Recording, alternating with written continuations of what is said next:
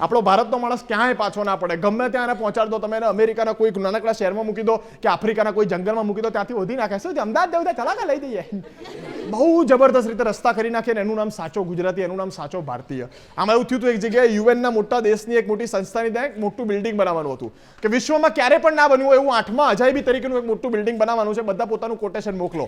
એટલે તરત જ અમેરિકાવાળાએ કોટેશન મોકલ્યું કે અમે એકચ્યુઅલી આ બિલ્ડિંગ બનાવીશું, પણ એટલે હિન્દીમાં બોલે હો કે અમે આટલું બિલ્ડિંગ બનાવીશું પણ આઈ કોસ્ટ 300 કરોડ, 300 કરોડ બનશે. એટલે પેલા વાળાએ કીધું વાંધો નહીં કે બીજા દેશવાળા આવે છે તમે જાઓ. કે થોડી વાર ચાઇના વાળો આવ્યો, ઓછામાં હા કાકી તારી કાકી મારી કાકી આવું કે ના આવ્યો, એની ભાષામાં કંઈક થતું હશે લે. એટલે પેલો આવ્યો કે ભાઈ આપણે બિલ્ડિંગ બનાવવું છે અને સમજાવ. એટલે પેલો ચાઇના વાળો કે 600 કરોડ 600 કરોડ. એટલે પેલો કે 300 કરોડમાં અમેરિકા વાળા કઈ ગયા નહીં, આમ 600 કરોડ. તે વાળા ચાઇનાનો માલ છે 600 કરોડ કે છે. કઈ વાંધો નહીં કે 600 કરોડ તમે જાઓ, તમને કહીશું. થોડી વાર અમદાવાદમાં વાત પહોંચી એટલે અમારા અમદાવાદ શું કહે બિલ્ડિંગ બનાવવાનું છે. હા તો ચલો બનાવી દઈએ વગર સિમેન્ટ, કાં છે વાંધો નહીં લઈ જા. લઈ ગયો ત્યાં યુએન વાળા સાહેબ બેઠા હતા કે બિલ્ડિંગ બનાવવાનું છે તો બની જાય કે સાહેબ બોલો. લોકો એમની કેટલા પૈસા થાય? તો પૈસા તો સમજ્યા કે પછી સમજી લઈશું કે એક એવું ના હોય અમારે કોટેશન આલવાનું હોય. કેટલા થાય? પેલા કઈ વધારે નહીં લઈ શકે 900 કરોડ.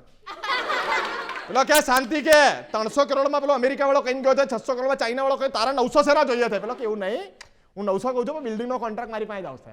પેલો કે કેમ? તો કહેજો 900 કરોડમાં ટેન્ડર પાસ કરો. બરાબર? બરાબર. એટલે 300 કરોડ તમે ઘેર લઈ જાઓ, 300 કરોડ હું ઘેર લઈ જાઉં.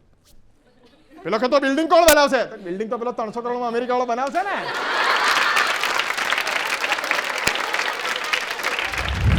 Kamat gulal, kamat gulal, kamat gulal.